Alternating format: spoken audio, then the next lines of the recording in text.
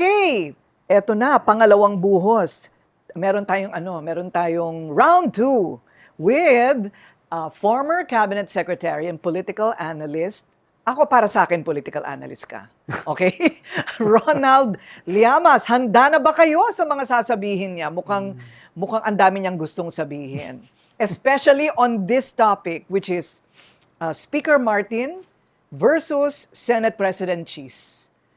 Sumabog na ang bulkan. Palagay mo? Oo nga, grabe oh. Oo.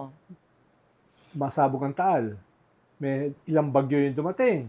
May level 7 na lindol. Lindol sa Cebu. Pero mas matindi itong mga corruption issues na ito. I Kaysa know. kahit ano pang natural disaster. Right. Yung man-made disaster ang sumpa sa ating bansa. Oo. Ngayon palang lumalabas lahat yan. Ano? Yes. At Okay. ito nga, yung ngayon ako nakakita na Senate President at saka Speaker ng Parliament sabay natanggal. Oo nga. In my 40 years of politika, Right? ngayon lang ako nakakita. It's really historic. Diba? Itong nangyayari ngayon. Talaga napakahina ng ating mga institusyon, no? Dahil, imagine mo, kahit wala pa silang official na kaso, alam naman natin natanggal sila dahil dito sa corruption issue, di ba? Okay. Naging political damage sila for the institution and for the president. So, meaning, ang tingin mo, both of them step down to avert more injury, political injury from the public. Partly dahil political baggage nga sila sa presidente, rightly or wrongly. Ikalawa ay tinamaan na sila December pa lang eh. Kung maalala mo, Corina, yung budget, yung GAA, ang binito ng presidente. Ibig sabihin, nakita niya, unconstitutional, may mali doon sa budget na inaprubahan ng BICAM. No? Hindi ganun kadalas mangyari yun. Yes. At lumabas na later on, parang slow burn, lumalabas unti-unti yung mga anomalya sa loob ng budget na yun. Right. No? At eventually, sumabog siya ngayon. Ngayon talaga nabulatlat ng husto. Ano ba yung usapin ng budget? Ano ba usapin ng insertions? Ano ba ang usapin nitong flood control? Ano ba ang usapin nitong endemic corruption ng ating sistema? Hindi lang DPWH, kundi yung buong gobyerno. Parang kulang nga ng panahon eh.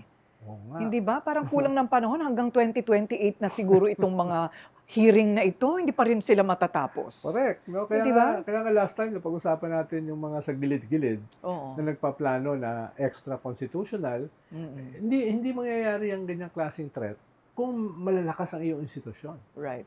Pero manifestation ng weak institutions natin, itong nangyari na yung number 3 sa succession from the president to the vice, yung Senate president. Number 4, yung speaker. Halos sabay nawala. Parang survivor. And because of this issue, hindi ko na tuloy alam kung sino designated survivor ngayon. I know, right? Who's the designated survivor? Si Estrella yata, yung sa DAR. No. Pag lumalabas kasi presidente, kasama siya dun sa, dun sa grupo na caretaker. Nagkulat ako. Oh. Since when din na nangyari yung DAR secretary ay Right. caretaker pag umaalis yung presidente? Hindi naman masyadong mahalaga yun. Correct. Designated survivor. Di ba? Yung hindi pinakamahalaga. Right. Siya yung designated survivor. Correct. Anyway, that's a different story. That's a different story. That is a series on Netflix.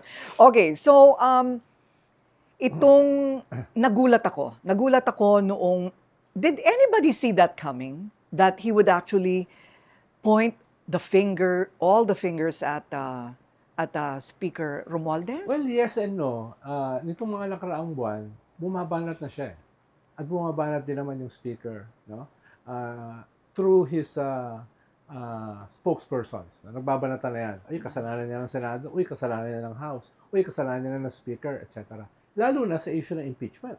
Right. Dahil, di ba? That's where it started. Oo. Dahil ang tingin, she's kasi, Mr. Forthwith, ayaw na ng impeachment. Eventually, nanalo siya dahil napigilan ang impeachment.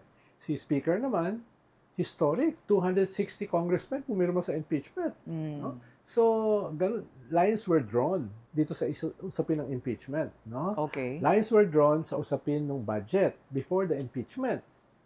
Nangyari kasi na nagde-deny yung Senate sa role nila. Eventually, lumabas din yung role nila. Sila rin pala may insertions. Noong January kasi, puro Congress lang eh. Congress lang may kasalanan, Congress lang may gawa nito. Sila pala ay kakutsaba doon sa Oo, nangyari. kaya sumasabit na rin ang mga pangalan nila. Yes, Right, kanina oo. nga, tsaka last week, sabi ni Congressman Ronnie Puno, ito yung mga umuupo sa BICAM, no? Usually kasi hindi umuupo yung speaker at saka yung Senate President sa BICAM eh. Ang umuupo yung head ng APRO ng Senate at saka ng House. Lumalabas ngayon, kasama sila pareho. So, mas direct yung responsibility nila doon sa BICAM, no? Ah, hindi dapat sila kasama. Dapat ang kasama yung head ng BICAM. Yung head ng appropriation, Saldico at saka Grace po. Pero pinaubayan nila. Ibig sabihin, nandun sila para Siguraduhin na siguraduhin. aayon. Oo, Naaayon. yes. Ito yung mga hinala lang po, ha? Opo, Okay, opo, pero oo. yun ang lumalabas. Yun ang Oo. itsura. Oo, kung meron po kayong kakasuhan ng libel, ako po yun. Oo, ini-interview ko lang siya, ha? Okay. Let's go back a little bit. They used to be on the same side. Of course.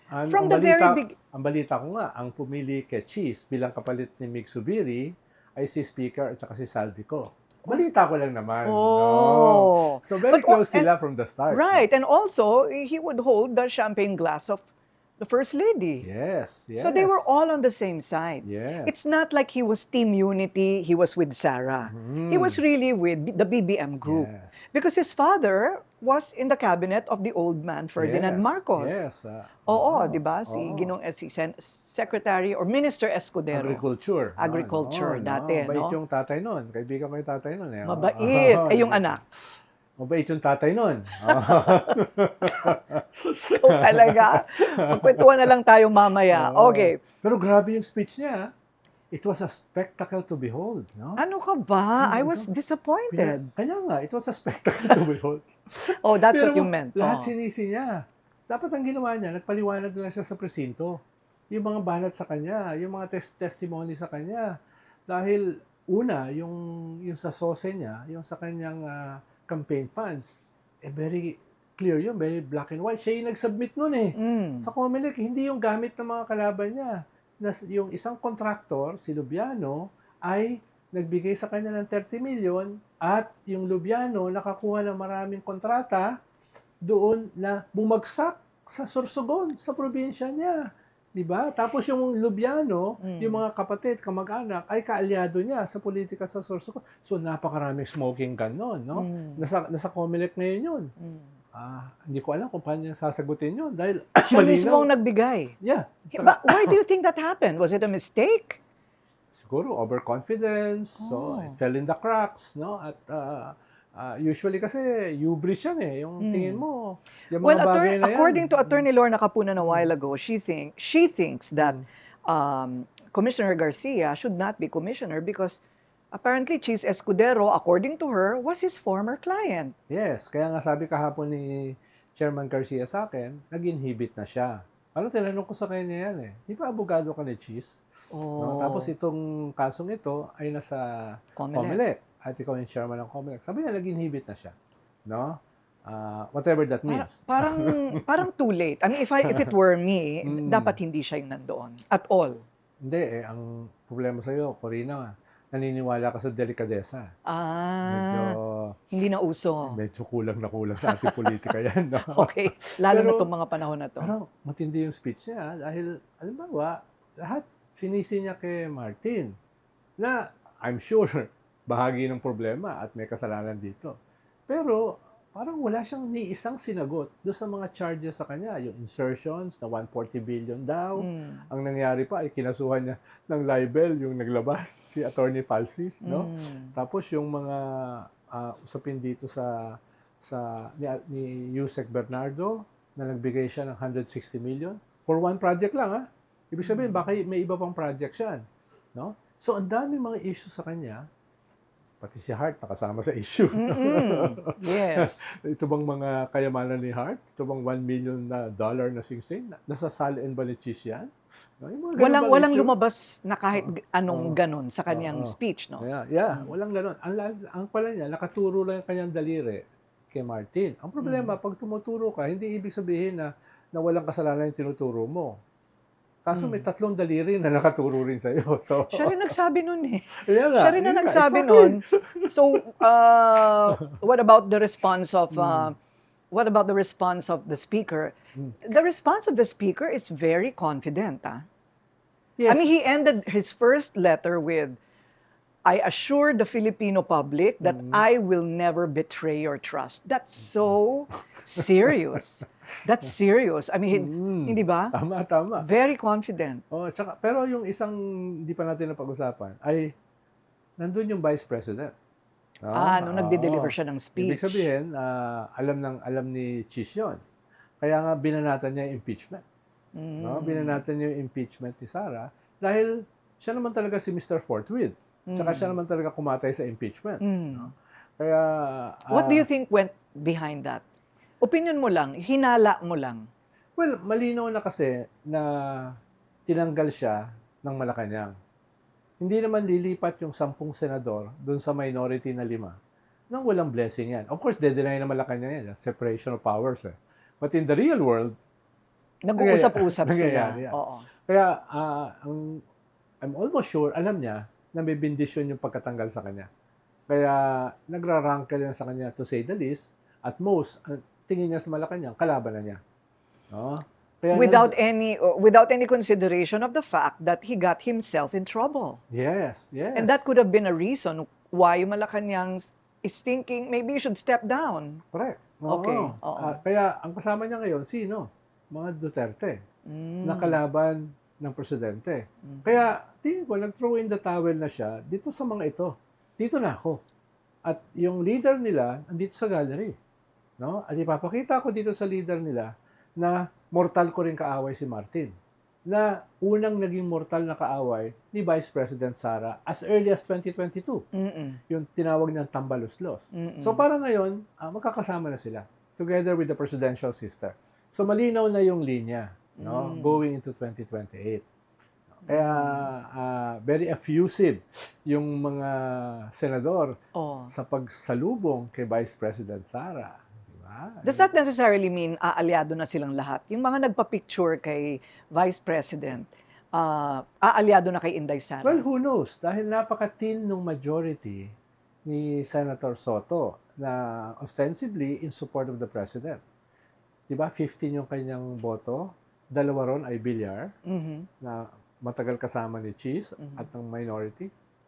Isa ron si Pia Cayetano na yung kapatid ay leader ng pro-Duterte minority. So, makikita mo na yung tatlo, pag lumipat yun, magpapalit na naman tayo ng Senate President yes. and committee chairmanships. Yes. Ganyan ka-weak yung ating institutions ngayon. At ang sama ng tingin ng mamamayan. Parang, ano ba yan? Wala man lang prinsipyo ito mga to. No? Talagang political, naked, cynical, political calculation lang ang kanilang basihan.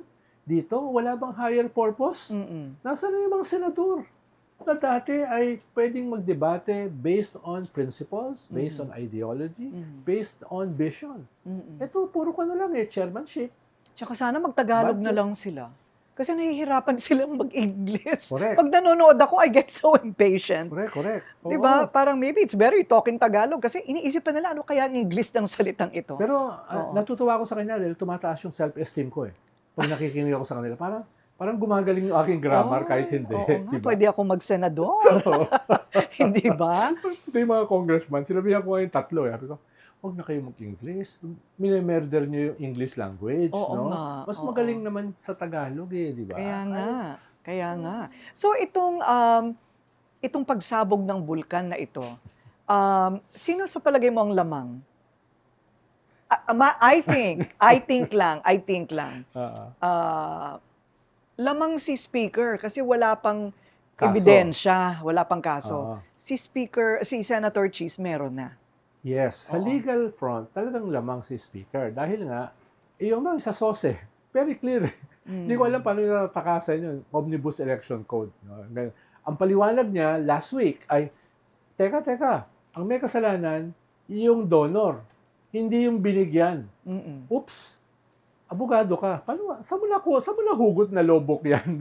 Correct. Kasama ka sa kwan. At sinabi yun ni Chairman Garcia, kahapon, na mismo abogado niya before, no? Sinabi, kasama yung binigyan sa may kasalanan, no? At 1 to 6 years na imprisonment niyan, at total bans for any elective position. In Matindi yun. perpetuity. Perpetuity, Oo. no? Kaya nga sa Pero legal, pwede ka ma-appoint? hindi ko sure, no? Hindi ko sure. Ah. Basta hindi ka na pwede tumakbo sa Ang logic nun, hindi ka pwede ma-appoint. Yung logic, pero hindi ko alam yung legality. I know, because it's a Oo. public position. Yes, kahit Oo. barangay councilor, hindi ka na pwede tumakbo eh. Oo. Yung logic nun, hindi ka pwede ma-appoint. Correct. Yun yung kwan. Tapos yung kay malaman, kay Speaker Martin, yung dapat magsasampa ng kaso, a certain Marine Master Sergeant Gutesa, medyo humina yung buong testimony nung naipakita na yung nag-notarize ng kanyang testimony ay ghost notary public pala. So, hindi lang pala to ghost flood control. Pati may notary public na ghost. So, pag may ganun kang weakness, yung buong testimony mo humina. Maliban pa sa may mga kaunting butas yung testimony mo. So, hindi in limbo ngayon. Sasampahan ba ng kaso ni Gutesa, yung speaker? Gagamitin ba ito labang kay speaker? Parang wala pa dahil inaantay siya sa NBI. Sa DOJ, hindi siya dumating. Kaya, pag sinabi ni Cheese, bakit si Martin wala pang kaso? Hindi nga natuloy yung pagsampa eh. No? Ngayon, hinihintay natin, kung meron pa magsasampa, may kaso siya. No? Pero, sagutin mo yung mga kaso mo. Correct. Sagutin mo si Yusek Bernardo, 160 million. Sagutin mo si Comelec tungkol dun sa violation ng Omnibus Election Code. Yun ang sagutin mo. Diba? Dahil yun ang tinatanong ng mga tao. Ngayon, ibang usapin, yung mga kasalanan, alleged na kasalanan at criminal liability ni Speaker. Tingin ko parating yun. No? Parating yun sooner or later. Pero sa ngayon, hindi itong Gutesa case. Right. Not Gutesa. Oo. Yes. You think he can resurrect himself as a witness? Gutesa? Tingin ko pwede naman. No, halimbawa, kung maipaliwanag nila, ano ba nangyari doon sa Notary Public? Correct. Hindi natin alam anong nangyari. Kung maipaliwanag nila, paano magkakasya ang 48 million sa isang luggage. Correct. Isa pa yun. Ano kayang klaseng, isang buong buhay yun? Ibig sabihin nun, 48, 50 kilos yun. No? Mabigat yun. Pinakamataas na, 33 kilos, yung limit.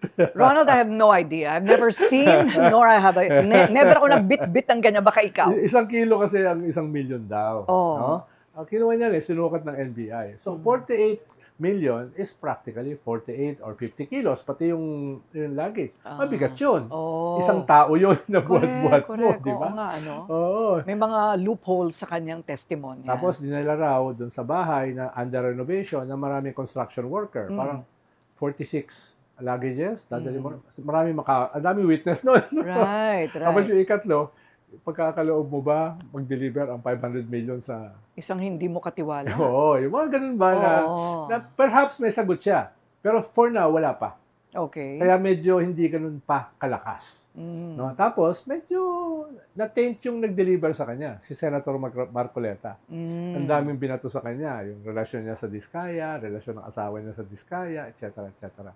So, Royal Rumble ito, di ba? Araw-araw ang gulo, di ba? Araw-araw may lumalabas na gulo. Imagine mo yung mga karaniwang tao. Anong tingin nila rito? Tayo nga hirap na tayong i-equal nito Jigsaw puzzle. Di ba? Oo, lalo na yung parang para sa mamamayan. Ano na lang. Di ba? Kung may magaling na director, kikita ito, tatalunin nito yung House of Cards saka Game of Thrones. The Philippine version, no? Wow. Kailangan magaling ang scriptwriter niyan. Hindi yung malilito rin. Kasi habang sinusulat mo, baka mali. Kailan nga ba nangyari yon? Ano nga ba yung sinabi niya? Okay. Tapos sumabol pa kahapon itong Senate.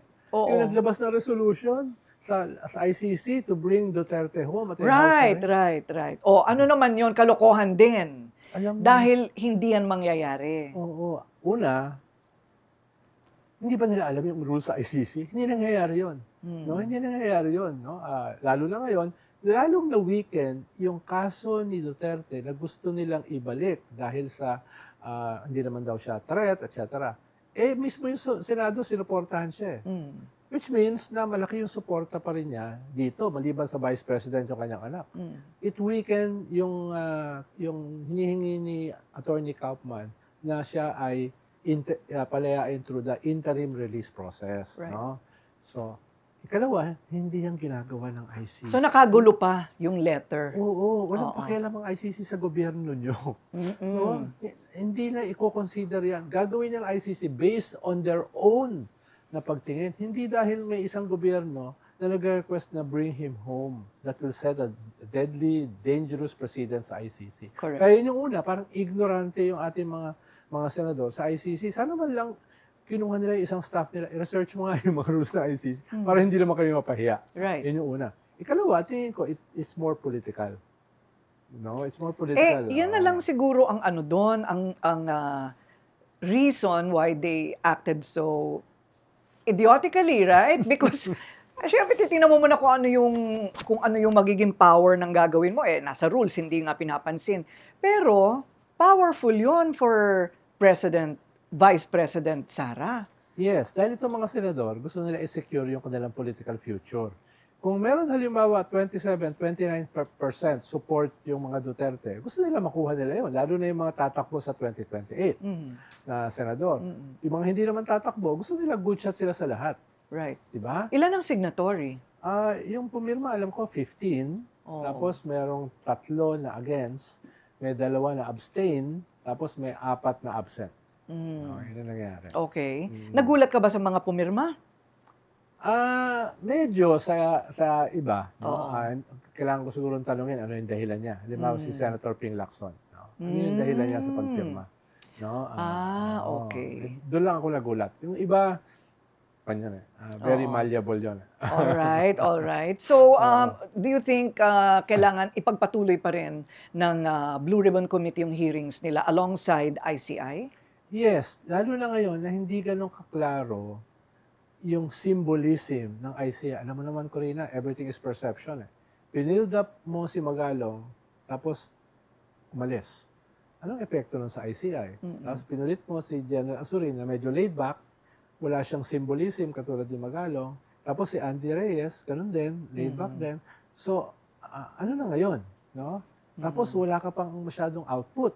Yan, dapat ang output mo last week. At dapat yung output mo dramatic, compelling, decisive. Right. So yung maiinip yung mga tao, hindi yan pwedeng long burn Sabi ko nga dati. Pagkatapos sila, dadaan pa daw ng ombudsman. Oo. Mahalaga yung ombudsman. Paano kailangan nila mag-appoint soon? Dahil mahalaga yung role ng ombudsman, kaya niyang buksan yung mga bank accounts Kaya niyang very powerful. Pwede siya magkaso ng plunder na kulong kaagad. Non-bailable yun You think Boying Remulla, the Secretary Remulla is a credible ombudsman? Well, Isn't he so partisan? Yes. Hindi, totoo nga. So, depende kung sino tinatanong ko. Mukhang pag naging ombudsman siya, malinaw yung kanyang political trajectory. Malinaw yung kanyang political target.